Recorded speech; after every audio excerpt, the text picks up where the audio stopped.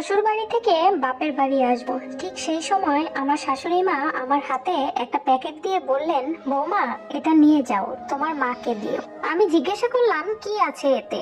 উনি বললেন, শাড়ি, তোমার মাকে বলো আমি পাঠিয়েছি।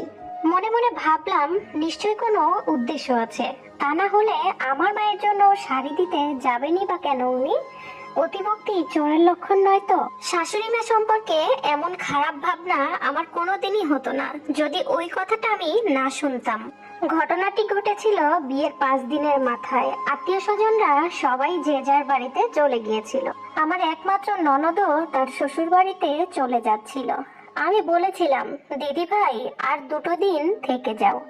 আমার ননদ বলল, থাকলে হবে না গো, ছেলের পরীক্ষা সামনে, বিয়ে বাড়িতে অনেক হই হুল্লোড় হয়েছে, এরপর থাকা মানে সময় নষ্ট করা। বাড়ি যাওয়ার সময় আমার ননদ আমার শাশুড়ি মায়ের ঘরে ঢুকলো। মা, তোমার মনের ইচ্ছাটা এবার পূরণ হবে, নতুন বউ তো এসেই গেছে, শুরুটা করে দাও। আমি ঠিক তখনই শাশুড়ি মায়ের ঘরে ঢুকতে যাচ্ছিলাম, ননদের এমন কথাটা কানে আসতেই ঢুকতে গিয়েও আর ঢুকলাম না। তারপর আমার শাশুড়ি মা বলে উঠলেন, সে আর বলতে, শুরু তো করবই, এই তো সবে 5 দিন হয়েছে, দাঁড়া, আস্তে আস্তে সবই হবে। মনের সমস্ত রাগ এবার উসুল করে নিব। রাগ উসুল করে নিবে, এমন কথা শুনে আমি তো থ হয়ে গেছি। মনে মনে ভাবলাম, আমি এই 5 দিনে কি এমন করলাম যে রাগ উসুল করবেন উনি?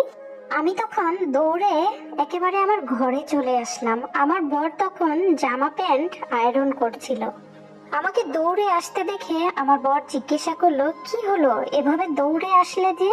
আমি কি বলবো তখন বুঝতে পারছিলাম না, তাই কথাটা ঘুরিয়ে দিয়ে বললাম, কই কিছু না তো, এমনি। ও বলল, যেভাবে তুমি ঘরে ছুটে এলে আমি তো ভাবলাম ভয় পেয়ে তুমি দৌড়ে এসেছো।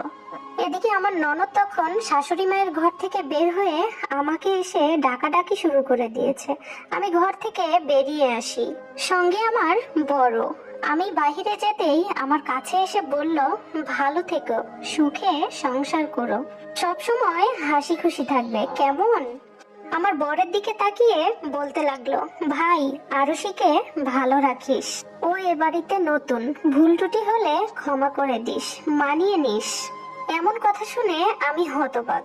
কিছুক্ষণ আগেই শাশুড়ি মাকে যে ওইরকম একটা কথা বলে আসলো, আবার আমার সামনে এসে অন্য সুরে কথা বলছে।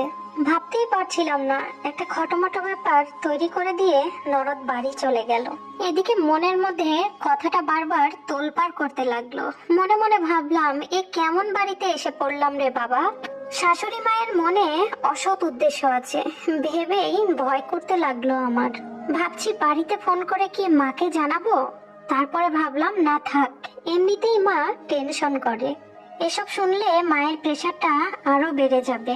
এমনিতেই দিদিকে নিয়ে চিন্তা করে নিজের মধ্যেই রেখে দিলাম ব্যাপারটা। ননদ চলে যাওয়ার পরে বাড়ি ফাঁকা হয়ে গেল। শাশুড়ি মাকে তারপর থেকে আমি সন্দেহের চোখেই দেখতে লাগলাম, কিন্তু উনি আমার সাথে এত ভালো ব্যবহার করতে লাগলেন, আমি কিছুতেই ওনার ভালো ব্যবহারটা মেনে নিতে পারছিলাম না। সেদিন দুপুরে খেতে বসে দেখলাম আমার শাশুড়ি মা অনেক কিছু রান্না করেছে। খেতে বসে আমার বর বলল, আজ মুড়ি ঘন্ট রান্না করেছো, কি ব্যাপার মা? আমার শাশুড়ি বলল, বৌমাকে খাওয়াবো বলে। তারপর কাতলা মাছের বড় পিসটা আমার প্লেটে তুলে দিয়ে আমার বরের দিকে তাকিয়ে বললেন, এবার থেকে মাছের বড় পিসটা বৌমার জন্য তোলা থাকবে। মনে মনে তখন আমি ভাবছি, মানুষ এত সুন্দর অভিনয় করে কি করে? যার মনে খারাপ চিন্তা থাকে সেই মানুষটা আমার জন্য এত ভালো কিছু করছে। এতেই আমার সন্দেহটা আরো বাড়লো।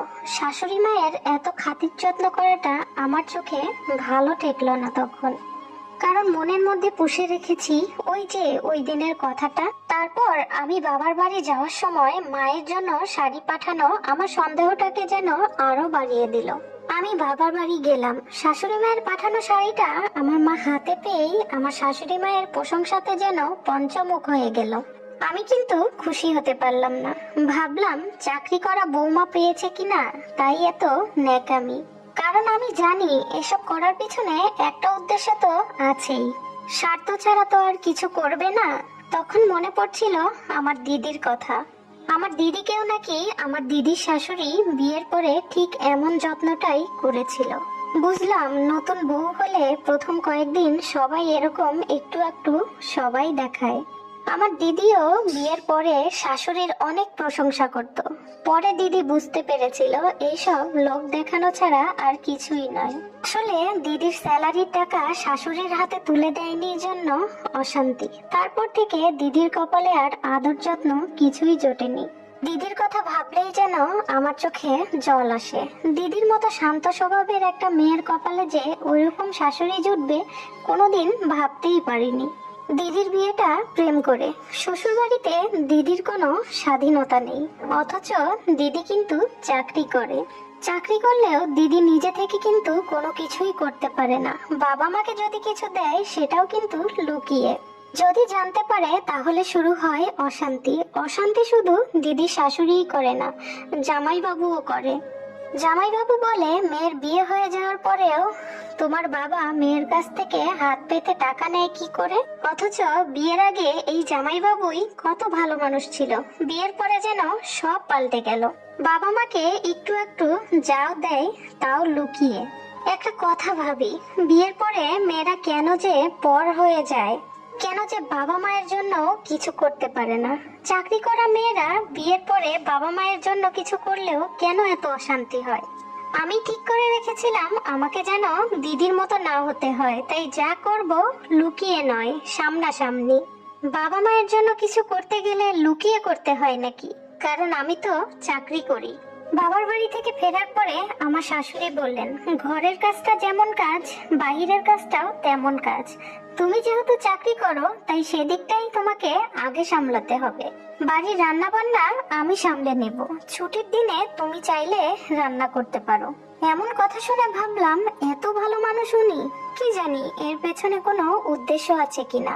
যতদিন যায় ততই আশ্চর্য লাগে। মানুষটাকে নতুন রূপে দেখতে থাকি বারবার। সকালে বের হওয়ার আগে টিফিন বক্সে টিফিন গুছিয়ে দেওয়া থেকে জলের বোতলটা ভরে দেওয়া পর্যন্ত এভরিথিং করে সে। যেমনটা নিজের ছেলের জন্য করে ঠিক তেমনটা আমার জন্যও করে। 2 মাস, 4 মাস, 5 মাস এভাবে করে কেটে গেল 1 বছর, কিন্তু মানুষটার কোনো পরিবর্তন আজও চোখে পড়লো না। যত দিন যায় তত আরো ভালোটাই চোখে পড়তে লাগলো। বৌমার যত্নের কোনো ত্রুটি করলেন না তিনি। অবাক করার বিষয়, আমার স্যালারি নিয়ে কখনোই তাদের মাথা ঘামাতে দেখলাম না। না আমার বর, না আমার শ্বশুর, না আমার শাশুড়ি, কারোরই কোনো মাথা ব্যথা নাই। আমার ইচ্ছা মতো আমার স্যালারির টাকা আমার বাবার হাতে তুলে দিই, সেটা সবাই জানে। আমার বর, আমার শ্বশুর, শাশুড়ি সবাই। আমার সময় মতো আমার বাপের বাড়ি যাই। আমার স্বাধীনতায় কারো হস্তক্ষেপ নেই। যখন ইচ্ছা আমার মা বাবাও আমার শ্বশুর বাড়িতে আসে। মেয়ের শ্বশুর বাড়িতে আমার মা বাবা যে কতটা সম্মান পায় সেটা বলে বোঝানো যাবে না। আসলে আমি আমার বাবা মায়ের জন্য লুকিয়ে কখনো কিছু করি না, তবে এটা নিয়ে কখনো কাউকে কোনো অভিযোগ করতেও দেখিনি। শাশুড়িকে যেহেতু সন্দেহের চোখে দেখতাম, তাই সব ভালো কাজের পরেও ওনার গতিবিধি নজরে রাখতাম। একদিন আড়াল থেকেই শুনলাম শাশুড়ি আমার বরকে বলছে, ও বাড়িতেও বৌমার বাবা মা আছে, তুই যে এত সুন্দর শাল আমার জন্য কিনেছিস, বৌমার বাবা মায়ের জন্য কিনেছিস। আমার বর বলল, তুমি আমাকে কি ভাবো মা বলো তো, আমি কিনবো না সেটা কি হয়? ছেলে মেয়েকে মানুষ করা তো এই জন্যই। আমি জানি তোর সেই কর্তব্য আছে। আমার শাশুড়ি বলতে লাগলেন, ওই যে বৌমা আমাদের জন্য এত কিছু কিনে কেটে আনে, সেটা আমাদের পরম সৌভাগ্য।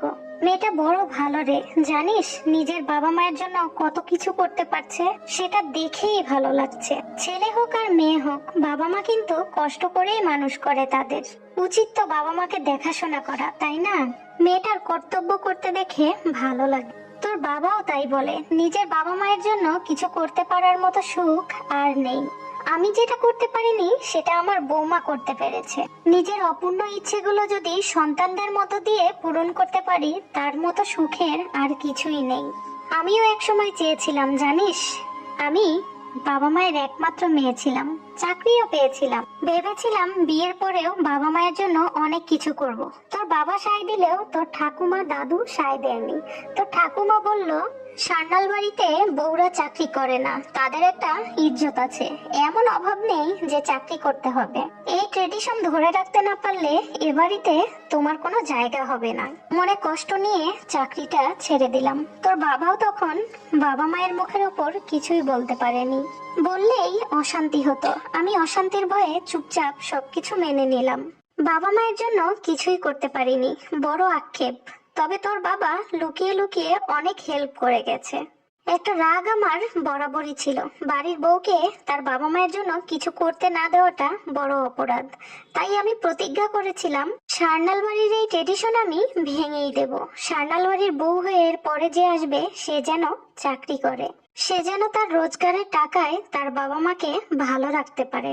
বাড়ির বউকে অবহেলা নয়, কষ্ট দেওয়া নয়, তাকে যত্ন করতে হবে। সান্যাল বাড়ির ট্রেডিশন হবে এটাই, যা আমি পাইনি তা আমার বৌমা পাক, যা আমি পারিনি তা আমার বৌমা করুক, তাতেই আমার সুখ।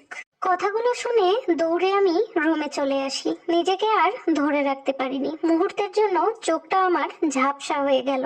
আয়নার সামনে গিয়ে দাঁড়াই, নিজেকে দেখে নিজেই লজ্জা পাই। একটা সহজ সরল মানসিকতাকে কত খারাপ করে ভেবেছিলাম আমি।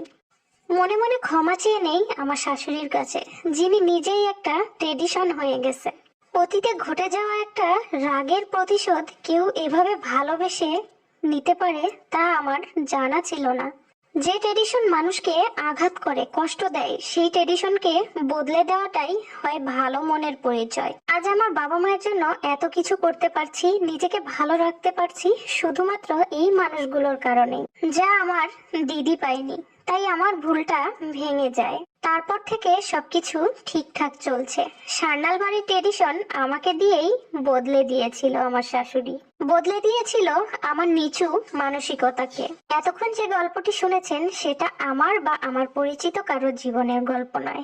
এটি লেখক সরজিৎ ঘোষের লেখা একটি অনুগল্প, যার নাম সান্যাল বাড়ির ট্রেডিশন। গল্পটি ভালো লাগলে সবাই বেশি বেশি শেয়ার করবেন। ভালো থাকবেন। আল্লাহ হাফেজ।